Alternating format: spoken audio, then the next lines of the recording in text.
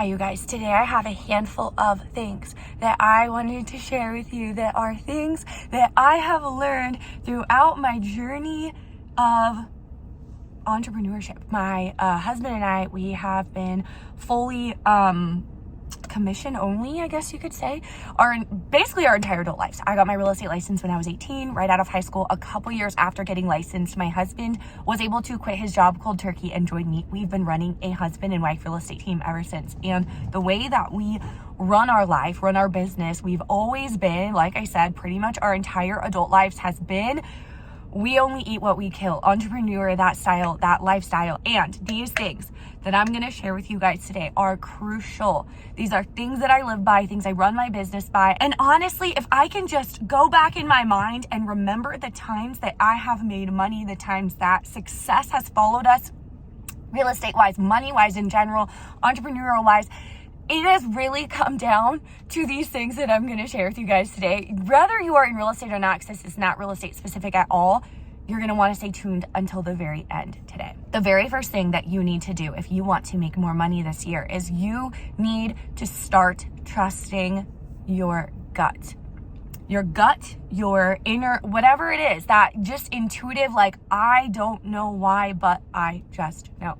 I can tell you with full assurance that all of the things that have become sources of income in my life, whether it is a way of generating clients that ended up becoming really, really awesome, whether it was for a season or for a longer term, a pivot I needed to make in my business, or another source of income that has been added, it has always been through trusting my gut. And here's the kicker. Here's the piece that you really need to understand is trusting your gut even when you don't see the full picture and it doesn't really make sense. The way it's always worked for me has been, I do not get the full steps 1 through 10 on how we're going to make this happen. No, I get pretty good clarity on step 1. And step 1, I could be wasting my time, because you got to step out in faith and take a risk, and maybe you're wasting your time, but to me, it's always proven that it's not a waste of time. You do step 1, and then, okay, the Lord's going to reveal to you step 2, and then step 3, and step 4. You just have to be obedient and faithful with step 1. I can say regarding when it comes to trusting your gut, every single time my husband and I have sold the property that we owned and lived in and purchased a new one and just decided it's time to move, it has never been a time when it was a good time to sell a house or in many ways buy a house. The headlines did not say it was a good time.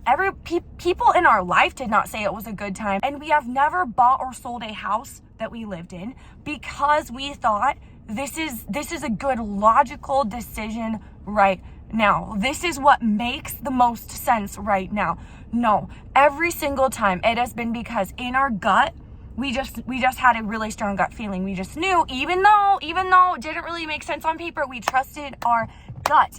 And every single time it ended up benefiting us financially way more than it should have, way more than if we would have waited till it was a good time. You know what I mean? It ended up being an extremely, extremely good financial decision and an extremely huge financial blessing to us, honestly, every time we have bought and sold the homes that we've lived in, because we trusted our gut. We weren't just going with, oh, now's a good time in the market. Oh, everybody's saying now's a good time.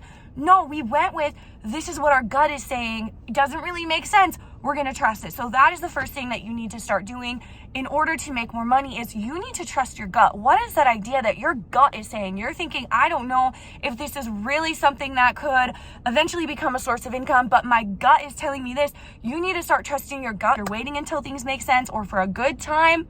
It's probably not gonna happen. The next thing that I live by that I believe has helped me make money in my life and my business is this.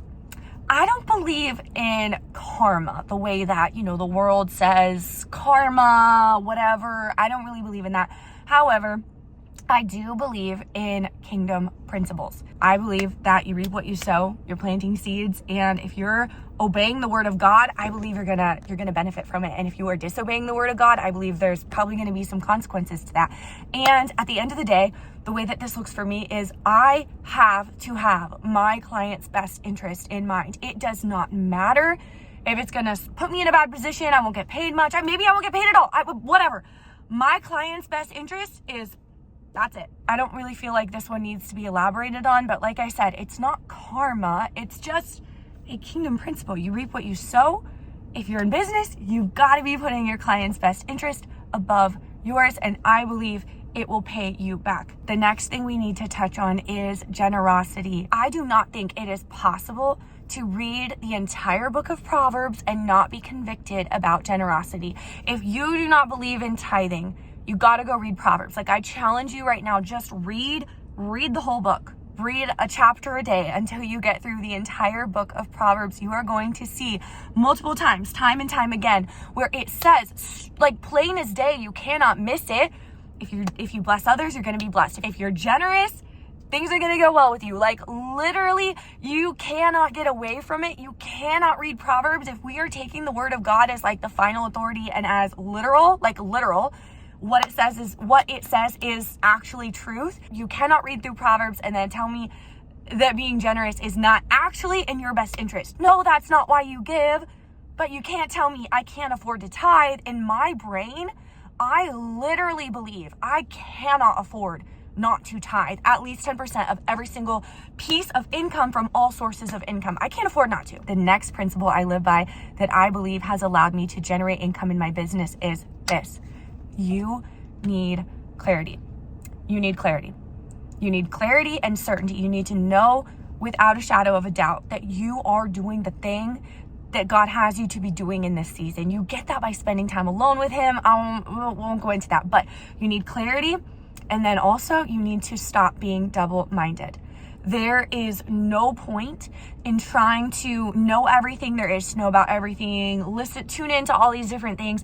There's literally no point. Whatever your business is, you need to be the expert. If you want to really make great money at it, like, that has to be your thing. You have to saturate your mind so much with it. You need to not be double-minded. And for me, if I'm being completely honest, I'll be the first to tell you, I am not a very well-rounded person. And I do not think that many people who are very successful in their businesses are well-rounded.